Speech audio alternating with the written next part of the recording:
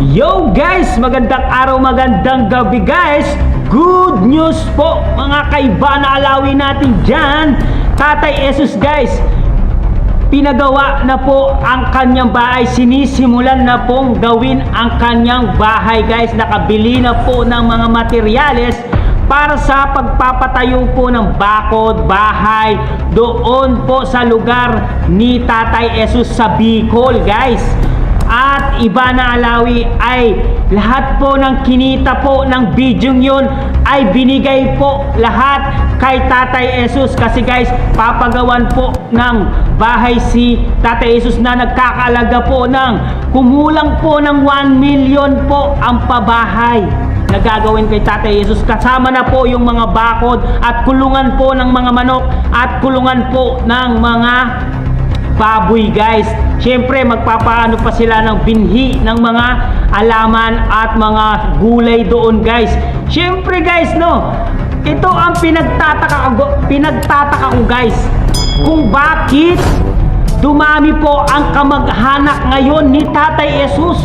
Lahat po ng kamag-anak po ay dumarami ang nagpapakilalang kamag-anak daw nila si Tatay Jesus. Grabe.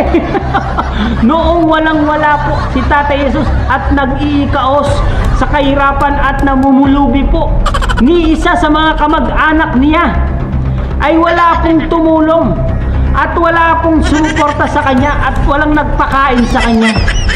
Bakit ngayong nag-viral si Tatay Jesus at nakilala niya si Ivana Alawi ay bigla na lang pong nagsulputan ang mga kamag-anak ni Tatay Jesus? Ang dami pong kamag-anak ngayon. Lahat ng lumalapit sa kanila ay kamag-anak. Grabe, ngayon lang sila nagsilabasan guys dahil itong si Tatay Jesus ay nag-viral po at nagbigay po ng tulong itong si Ivana Alawi kay Tatay Jesus. Kaya yung mga kamag-anak guys ay unti-unti na pong nagsisilapitan kay Tatay Jesus. Uy nako, kamag-anak daw. Pero nung walang-wala po itong si Tatay Jesus, hindi man rugo kilala. Wala silang pakialam. Ngayon nagkaroon po si Tatay Jesus ng pangkabuhayan. Ngayon kamag-anak na ngayon. Aray ko, ang sakit nun. Masakit po ang katotohanan guys, kasi nung walang-wala po si Tatay Jesus, hindi pa natutulungan itong si Ivana Alawi. Ganito po ang kanilang hindi man pinapansin guys, hindi man pinapansin. Wala man nag-aalok sa kanya ng pagkain, wala man nagbibigay sa kanya. Nung na-viral siya guys, nakita nyo ba? Nagsisilputan po ang mga nagbibideo sa kanya na sinasabi, matagal ko nang kakilala to, kamag-anak ko to, kilala ko to, taga Bicol po to, di ba? Pero nung walang-wala, hindi man siya kilala. Ano yan? Kaplastikan? Nagpapahype kayo para mahambunan kayo ng biyaya ni Ivana Alawi? Aray ko! Guys, hindi na uso yung paawa effect ngayon. Yung grasya na yan para kay Tatay Jesus lang yon. Wag na kayong mag-isaw-saw na kamag-anak. Di wow. Noon walang kamag-anak si Tatay Jesus. Nung naglalakad sa kanto, naglalakad sa daan na dala-dala isako lamang, no? Wala siyang kamag-anak, walang nakakakilala sa kanya, walang nag-aaruga sa kanya. Nung bigla siyang nakita ni Ivana Alawi at biglang nag-trending ang kanilang video, bigla na lang kayo nagsulputan. Ano kayo, kabuti? Bigla na lang kayong lumalabas pag tag-ulan? Di wow. Talagang yung mga kamag-anak talaga bigla na lang nagsilputan, no? Natatawa na lang ako dahil bigla na lang sila nagsilputan ngayon. Dahil ba saan? Dahil magkakaroon siya ng negosyo, babuyan, para siyempre sikat si Tatay Jesus, iba-vlog yan, di ba? Iba-vlog nila, nila yan, iba-vlog nila si Tatay Jesus para mayroong update kay Tatay Jesus, di ba?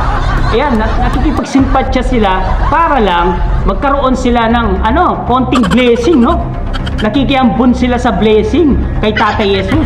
Pero nung kasagsagan ng kahirapan at kumakain si Tatay Jesus ng ano pa konti-konting kain, nalilipasan ng gutom, wala man tumutulong sa kanya ni isang kamag-anak, walang pinsan, walang nagbibigay sa kanya, puro ano na lang, pangangalakal lang ginagawa ni Tatay Jesus.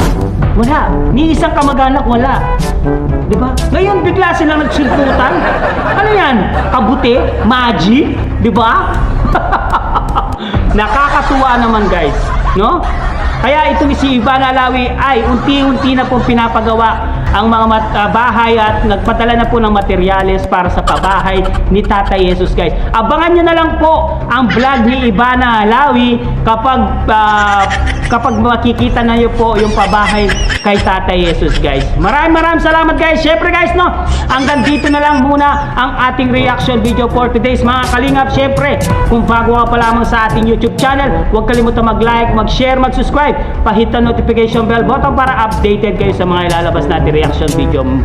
Guys, supportahan po natin lahat ng mga charity vlogger sa Pilipinas. Yan, Kalingap Rab, Kuya Balsan Subatupang, at lahat po, Daddy Frankie, syempre Bugong Biyahero, yan, Ivana Alawi, yan. Supportahan po natin lahat ng charity vlogger sa Pilipinas. Damangyan, Syrian Wanderer, yan. Syempre Tekram, yan. Lahat yan charity vlogger yan, guys. Guys, hanggang dito na lang. Maraming salamat. I love you all, guys. Muwa, chup chup. Bye bye.